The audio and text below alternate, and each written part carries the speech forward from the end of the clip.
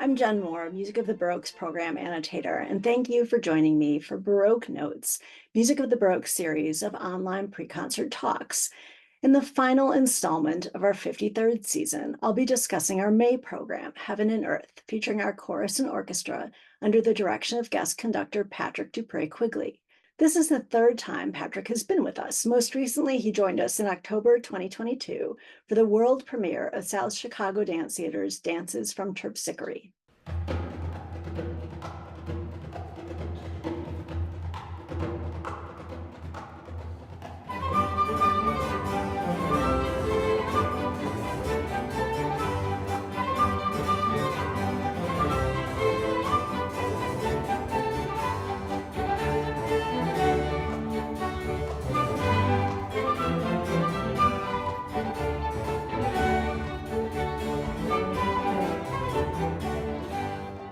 The repertoire on this concert is exactly the kind of music that made me want to become a musicologist. When I was in college, years and years and years ago, I double majored in English and music. So the intersection of the two was really actually my happy place.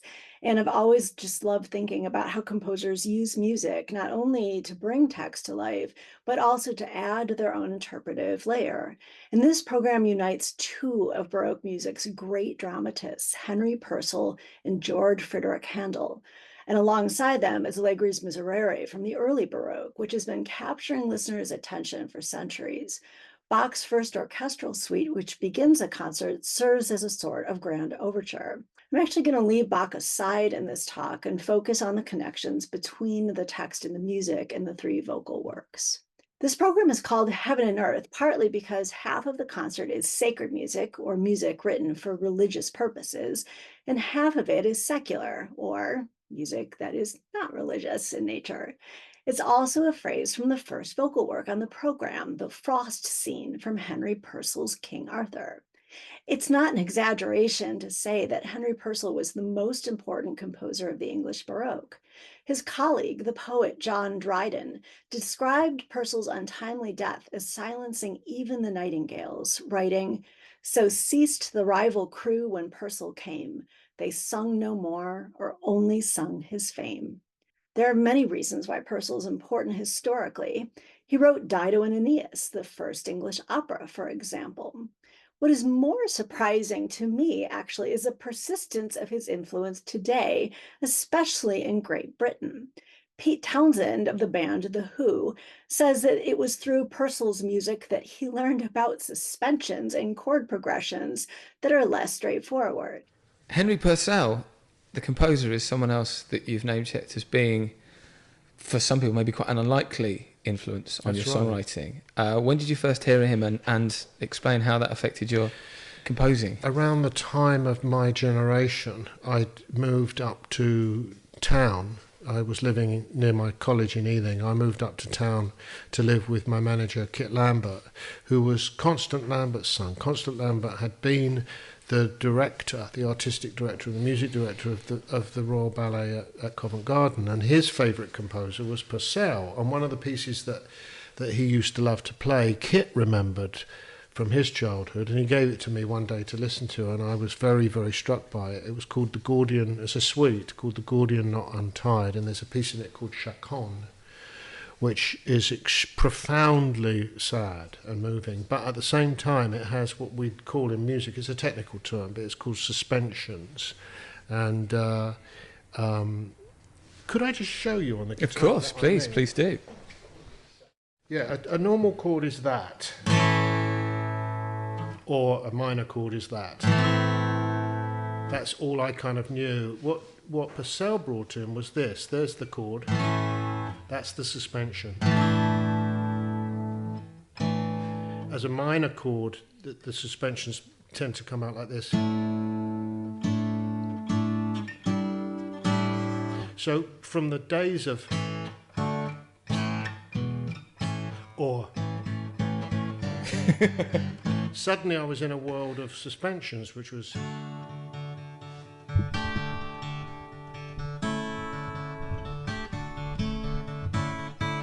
much more Sophisticated. Yeah, much more sophisticated. Emotive. Yeah, and emotive. In 1980, he went so far as to say that Purcell inspired the opening of Pinball Wizard from the rock opera Tommy.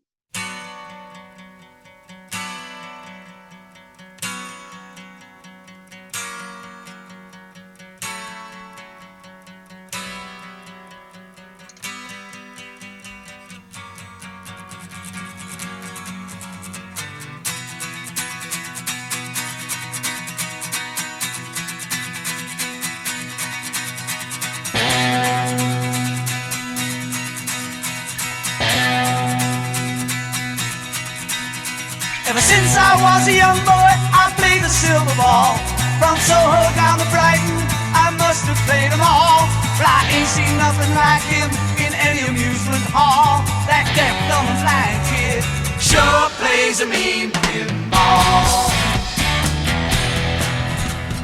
The genre of semi-opera was much more popular with 17th century English audiences than Italian opera. Semi-opera is actually spoken drama interspersed with musical scenes, and principal characters don't sing at all unless they are magical, supernatural, or drunk.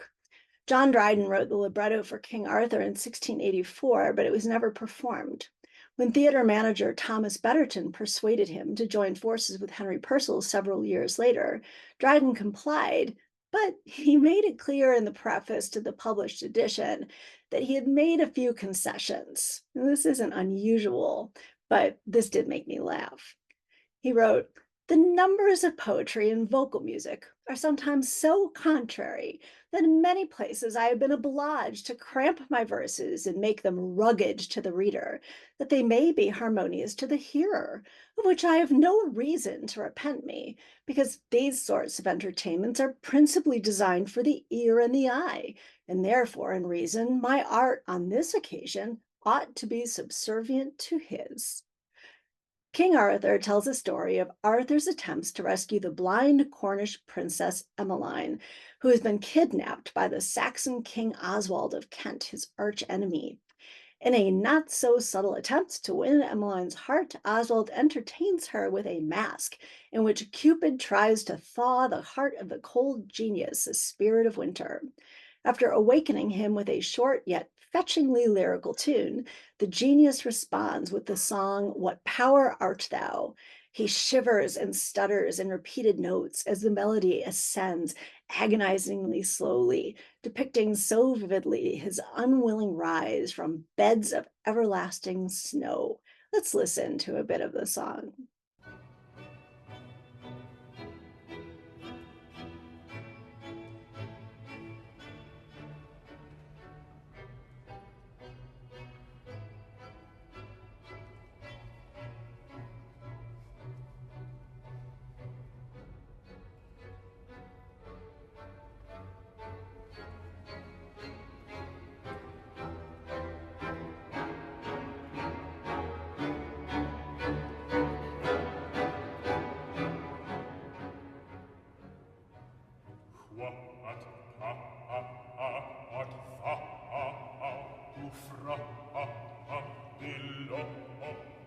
Hast made me rise unwillingly and slow from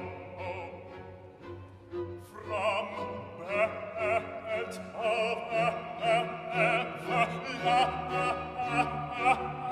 everlasting snow.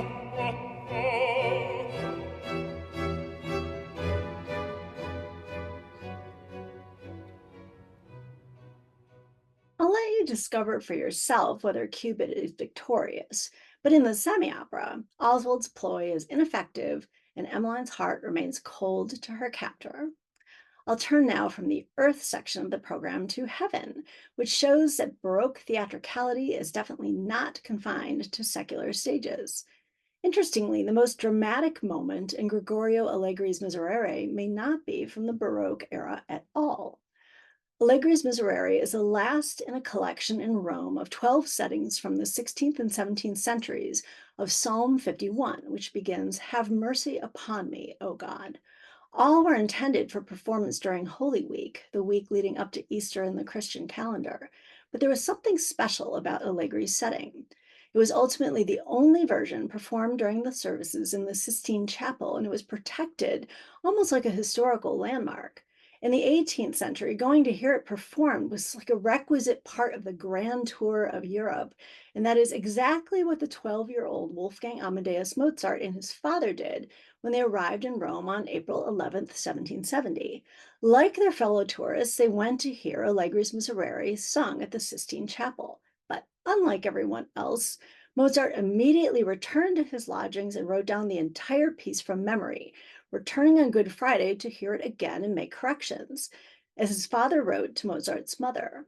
You have often heard of the famous Miserere in Rome, which is so greatly prized that the performers are forbidden, on pain of excommunication, to take away a single part of it, copy it, or to give it to anyone. But we have it already. Wolfgang has written it down, and we would have sent it to Salzburg in this letter if it were not necessary for us to be there to perform it. The manner of performance contributes more to its effect than the composition itself.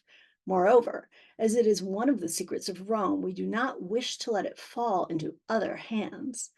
Mozart's manuscript was never discovered, but as his father points out, his son reportedly wrote down the choir's improvisation and embellishment, which makes an important point. The version of Allegri's Miserere in the Vatican is quite different than what we know today. If you're interested, there's a lot of scholarship out there about this, including an entire book published in 2020 by Graham O'Reilly called Allegri's Miserere in the Sistine Chapel that traces the evolution of the work we know today. But for our purpose in this short talk, the main point is that the familiar version with its ethereal high notes was published in the late 19th century and is a combination of improvisation and mistakes in transcription. Here's the simple framework of Allegri's original.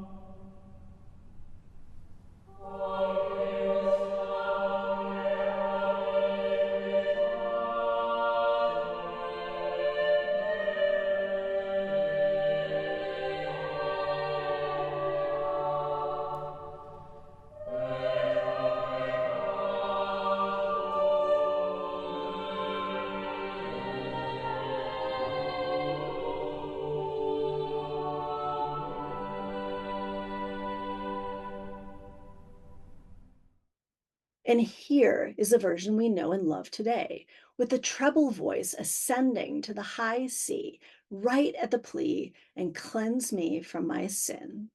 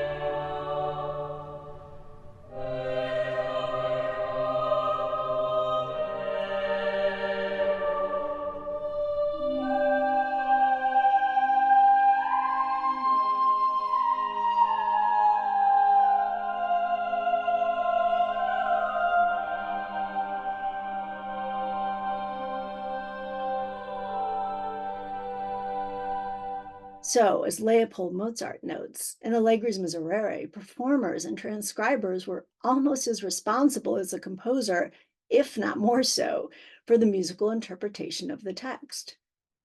Just like Mozart and his father, George Friedrich Handel went to Italy too, setting out from Hamburg in 1706 and staying almost 4 years. As its 18th century biographer John Mainwaring explained, the numbers of schools and academies for music subsisting in the different quarters of this country, and the vast encouragements afforded to those who excel in the art, have long conspired with all the advantages of constitution and climate to render it the most eminent part of the world for its composers, singers, and performers. By the beginning of 1707, Handel was working in Rome, where he found himself in great favor with several important cardinals. Their patronage led to employment, and in April of 1707, he completed the Dixit Dominus, his first sacred composition in Italy. Like many of Handel's church compositions, the Dixit Dominus may have been written for a special occasion. Its large-scale, remarkable energy and technical challenges have led some to suggest that it was composed for the Vespers service at Easter. What is certain is that Handel wrote it to impress. Scored for solo voices, chorus, and string orchestra, Dixit Dominus set Psalm 109, 110 in the Protestant Bible, as a series of intensely dramatic short movements. How dramatic? Well, listen to the opening of Alessandro Scarlatti's Dixit Dominus, which was written just a few years earlier, also for Rome.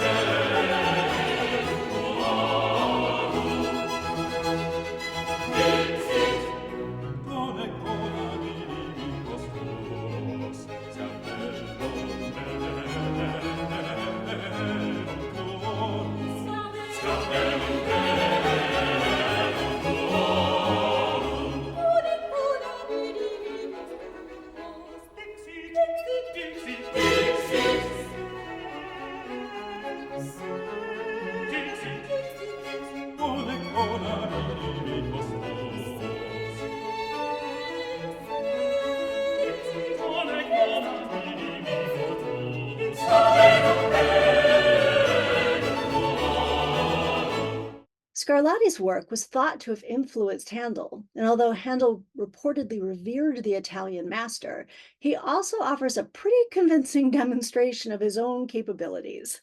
Listen to the way Handel fluidly interweaves energetic choral statements, lyrical solos, and tension-filled suspensions. Remember Pete Townshend's demonstration to portray the substance of the same words.